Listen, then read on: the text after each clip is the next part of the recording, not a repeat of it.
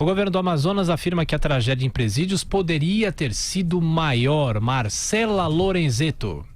9 detentos apontados como mandantes do massacre em prisões no Amazonas foram transferidos para presídios federais nesta terça-feira. Outros 20 também serão enviados a unidades controladas pelo Departamento Penitenciário Nacional nos próximos dias. No total, 55 presos morreram entre domingo e segunda-feira. O governo do estado alugou um caminhão frigorífico para armazenar os corpos durante os trabalhos dos peritos, por falta de espaço no IML. O ataque foi motivado por uma disputa entre integrantes de uma mesma facção criminosa. Os primeiros 15 assassinatos ocorreram no complexo penitenciário Anísio Jobim, o Compage. O local é o mesmo onde 56 detentos foram mortos em 2017. O governador do Amazonas, Wilson Lima, disse que as medidas de segurança adotadas desde então evitaram o pior.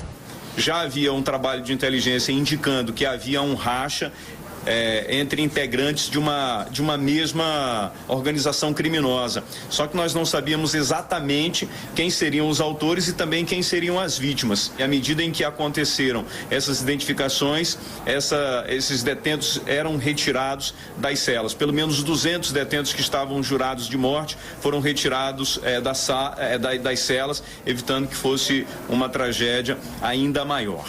De Portugal, onde participa de um evento sobre corrupção, o ministro da Justiça e Segurança Pública, Sérgio Moro, culpou a crise na gestão das cadeias pelas mortes. Ali resulta basicamente do fato de um certo descontrole do poder estatal em relação a essas prisões. A informação que nós temos é que houve um conflito entre facções criminosas dentro dos presídios. Isso pode acontecer em qualquer lugar do mundo, não deveria. Nós temos a obrigação de tentar controlar esses casos específicos. Para reforçar a segurança no estado, o Ministério enviou 20 homens da Força Tarefa de Intervenção Prisional e mais 80 devem chegar até o fim da semana. O secretário executivo da pasta, Luiz Pontel, declarou que a situação no Amazonas e os motivos do ataque ainda estão em análise. Nós estamos acompanhando a situação de Manaus, mandamos uma Força Tarefa de Intervenção Penitenciária para lá. O Ministério da Justiça está atento a essa situação e vamos acompanhar também o que está acontecendo em Manaus no sentido de evitar que se propaguem situações dessa natureza no sistema penitenciário. As últimas inspeções nos presídios onde ocorreram o massacre, realizadas no mês passado, atestaram que as unidades estão em condições regulares ou ruins.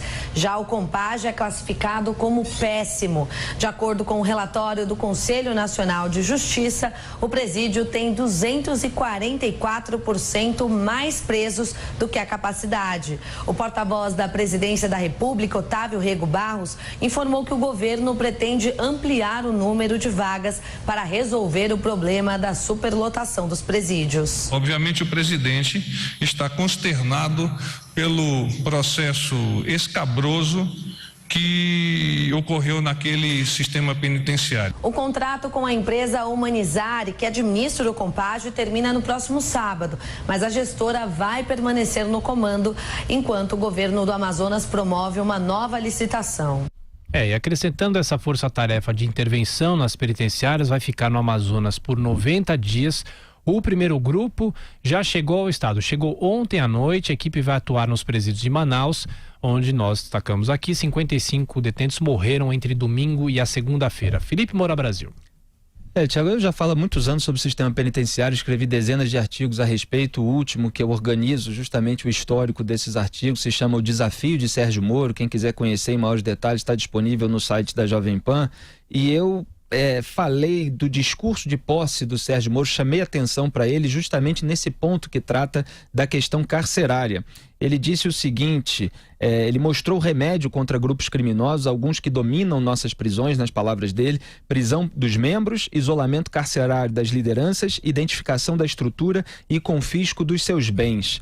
E ele também falou: precisamos, com investimentos em inteligência, recuperar o controle do Estado sobre as prisões brasileiras. Então isso foi o discurso de posse do Sérgio Moro, e agora, poucos meses depois, há esse massacre, a maioria por asfixia, lá no Amazonas. Então, de fato, o secretário que deu entrevista ontem pra gente, só para fazer um registro, ele falou que foi uma ação muito rápida de uma facção criminosa, mas a gente sempre se pergunta e questiona como é que eles tiveram a oportunidade de fazer isso? Será que não falta agente carcerário? Será que não falta estrutura? Será que a legislação que permite a mobilidade, a organização dos presos dentro de um presídio não está aquém da necessidade para evitar esse tipo de rebelião sangrenta? Então, de fato, as medidas precisam ser tomadas para que não haja mais esse tipo de acontecimento. Agora, é preciso registrar que as organizações criminosas cresceram com a complacência do poder legislativo,